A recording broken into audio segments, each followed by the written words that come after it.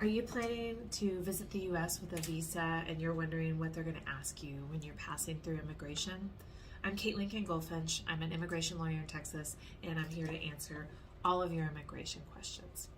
The truth is, there are lots of kinds of visas. Sometimes it's referred to as an alphabet soup because you can have a TN visa or an L1A or an L1B or a B1 or an F1, which is a student visa. They all have a letter, and most also have a number attached. The most common kind of visitor is a B1, B2, or a tourist visa, and that's most often used for people who are just visiting. Sort of the quintessential example is you're going to Disneyworld, but it can also be used for people who are doing some business travel and training.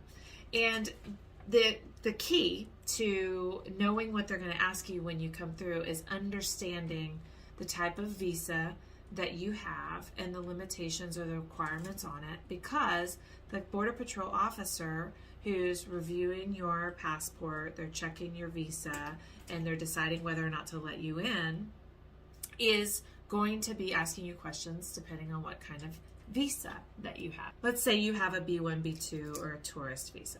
Well, those visas are for 10 years typically, so you'll have a stamp in your passport that allows you to come in and out for 10 years, and then it'll expire and you'll have to renew it at the consulate.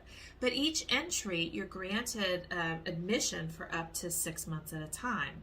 And you're not supposed to work, you're supposed to be able to support yourself while you're in the United States, and you're not supposed to intend to reside permanently in the U.S.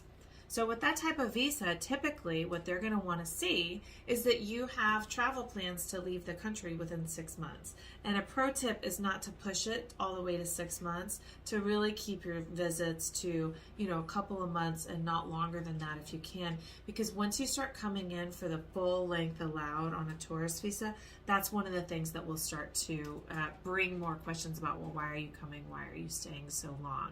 You also want to make sure you're always staying out of the country longer than you're staying in the country.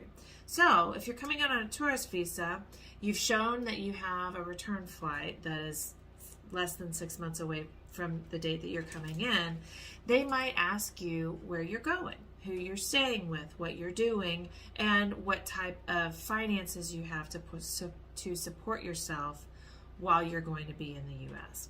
Typically, if they're asking you these questions, they're already a little suspicious. Maybe it's the first time you've come in on this visa and they don't know, you don't have a pattern of behavior that shows that you know how to use this visa. If you've been coming in for years, they're not going to ask you any questions. They're just going to say, have a great time. See you later. If it's your first time, they may ask questions, or if the last time you came in, you stayed for 4 or 5 or even 6 months, and then you were only out for a couple of months and then you came back in, then they start to get suspicious. What's this person really doing that they're spending so much time in the U.S.? And then they might even go into looking at your documents, your phone, your tablet, or your computer to check your social media, to check your Venmo, to check your PayPal accounts, to see if you've been discussing work with anyone here in the U.S. or if anyone's been paying you. And they might also be looking into whether you have a fiance in the U.S. who's going to petition for you.